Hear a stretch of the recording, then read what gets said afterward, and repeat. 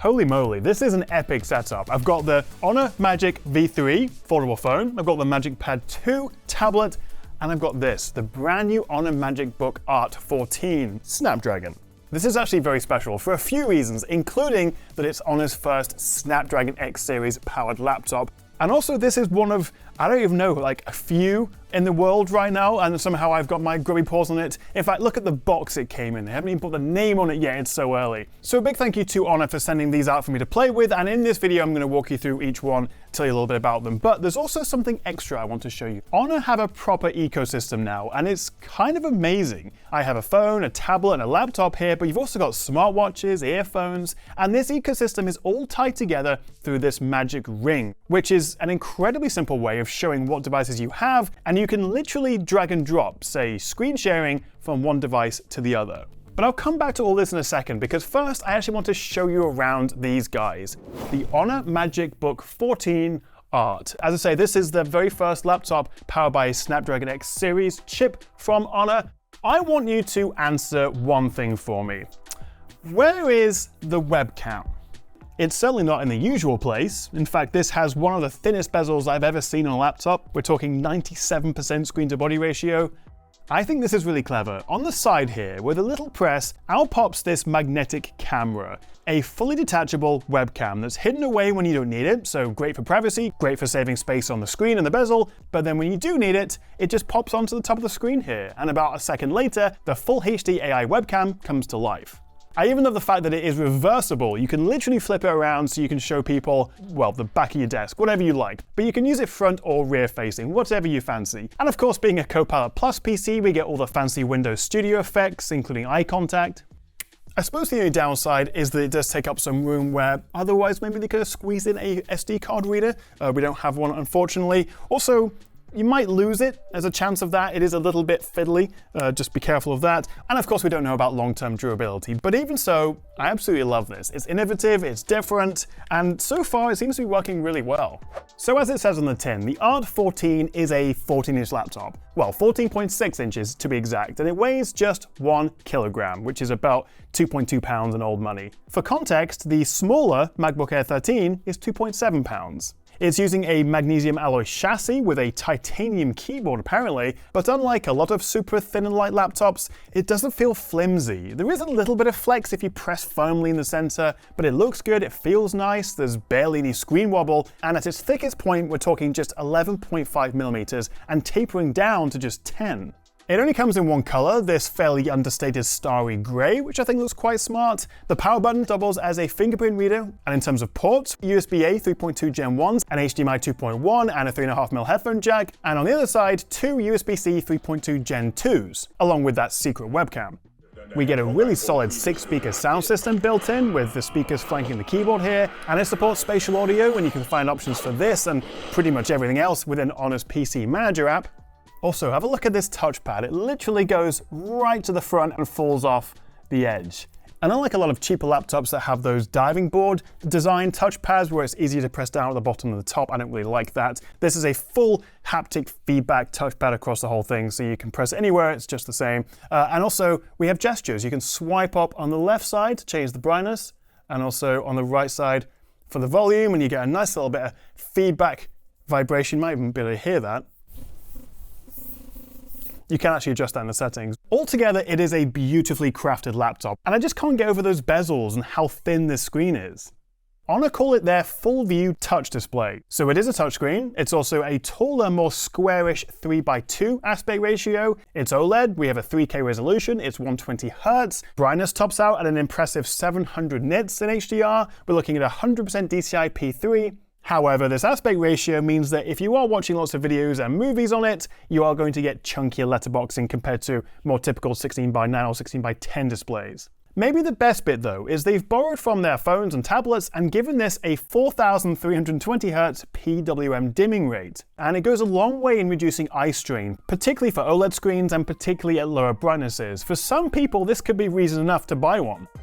What also makes this special is it is Honor's first Snapdragon-powered laptop. We have the X1E 8100 chip, which is kind of like the mid-tier of the flagship level X Elite chips, above the 78, below the 84, and that's alongside 32 gigs of RAM and a terabyte of storage. Now, as I mentioned earlier, this is a pre-release sample, so unfortunately I can't run any performance tests or battery benchmarks, although Honor do say that the 60 watt-hour battery that they've squeezed in here is good for 9.5 hours of actual work use. That's running on the PC Mark 10 benchmark. Apparently that's their results. So if that turns out to be realistic, then the battery life on this is going to be very impressive. As I say, I'll have to come back in a full review. But if it's anything like the other Snapdragon laptops that I reviewed over the last few months, then performance will be very good, rivaling chips from Intel and AMD, or at least the ones that came out earlier this year, but also giving us much better battery life, especially standby time, and also often feeling a lot more responsive in Windows. And of course, one of the big selling points of these Snapdragon chips is the NPU. They all have the same 45 TOPS NPU of AI performance, which means they also are the first to support Windows Copilot Plus features. Other Intel and AMD laptops will be coming out before the end of the year, also supporting it, but for now, Snapdragon is the first. So you're getting live captions, you're getting Co-Creator, Recall when they eventually launch it, and also Windows Studio Effects. To be honest though, we are still in the early stages of local AI in terms of stuff actually running here and not actually in the cloud.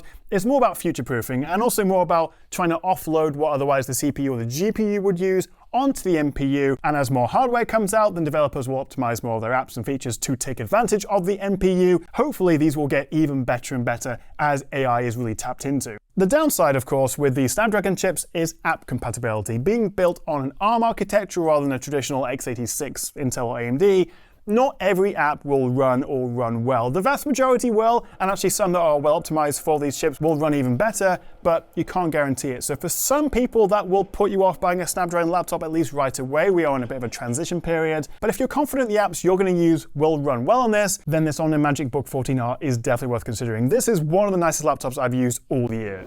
And it's even better if you pair it with an HONOR phone, like this one perhaps. This is the HONOR Magic V3, and I've actually posted a full in-depth video on this guy, and I'll leave a link at the end if you missed it. But to give you the quick and dirty version, they've basically taken last year's V2 and made it better in pretty much every way. It's even thinner and lighter. We're talking 9.3 millimeters folded, or 4.35 millimeters when opened up, which is just nuts. And yet somehow they've also added 50-watt wireless charging. They've added water resistance with IPX8. We get an even tougher frame, even tougher glass, brighter screens. We have the latest Snapdragon 8 Gen 3 chip, a bigger battery. It is a big upgrade, and next to the Fold 6, it feels like a generation ahead, and I much prefer this wider cover screen. And of course we have Honor's high PWM dimming for both the cover and the tablet screens.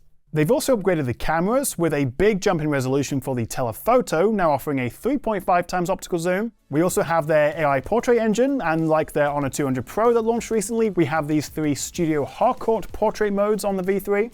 And of course, it wouldn't be an Honor phone without their AI motion sensing camera, which uses AI and a high shutter speed to capture fast-moving subjects like your dog or your cat or your children, or even yourself jumping around like an idiot, in pin-sharp focus. The V3 with the latest macOS 8 software also adds some nifty new AI features, from AI Eraser in the gallery, we have a new face-to-face live translation app, and of course we have Magic Portal and MagicRing, which I will come back to in just a second. No doubt it will be quite expensive. It is a flagship foldable phone, but of course you do have other options. This is the Magic 6 Pro. You've got the more affordable Honor 200 and 200 Pro as well. So a pretty good range of phones, whatever your budget. But to round up this little menage a trois, whatever you want to call it, we have the HONOR MagicPad 2 with all the bells and whistles here. This is the Magic Pencil 3. We've got the Magic Smart Keyboard, all of which you can get with the tablet as a bundle, or you can get it by itself. 2 color options, black or moonlight white, which I have here, which is definitely giving marble kitchen countertop vibes. And just look how thin that is, 5.8 millimeters. It doesn't quite beat the new iPad Pros for ultimate thinness, but it's not far off. 12.4-inch, 144Hz OLED screen.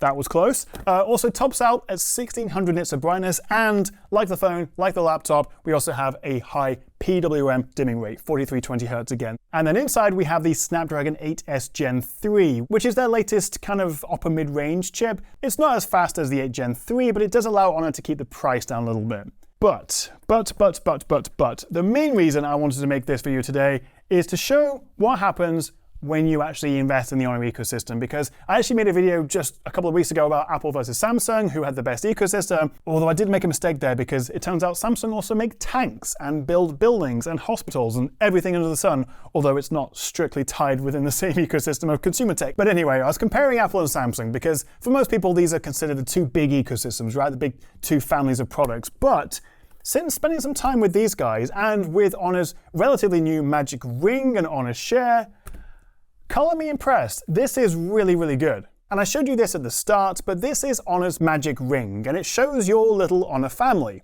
where you can share files, screen share, tether a hotspot, and a whole bunch more. You just tap on each device, it'll show you the options you have, and then you literally drag and drop. But let me give you a quick example of how you could utilize all this together. So let's open the MagicBook, and as I say, being a Snapdragon laptop, we have the Copilot Plus features. So in Microsoft Paint, was it Windows Paint, just Paint, we have Co-Creator. And while I could draw using the screen, because it's a touchscreen, it's not the best experience. A better idea would be to use the MagicPad. So I've now shared my laptop screen to the tablet, so then I can use the Magic Pencil 3 for more precise and, well, I was going to say higher quality drawing. There's only so much quality that I can actually create here, but I've got my little cat next to my telephone box in Co-Creator. Pop it back into the keyboard. I can then type in the prompt I want within Co-Creator, which to be honest seems to do most of the work as opposed to my actual drawing. But here we are with a big orange fluffy cat in a red British phone box. And then I'll save it to the desktop, but I think we can make it even better than that. So if I bring in the V3 here, using the MagicRing, I'm going to share the phone screen onto the laptop. And this is one way of transferring files. I could also use Quick Share or HONOR Share, but this is more fun. So I've literally just dragged and dropped from my laptop desktop into the phone's gallery, and it's there.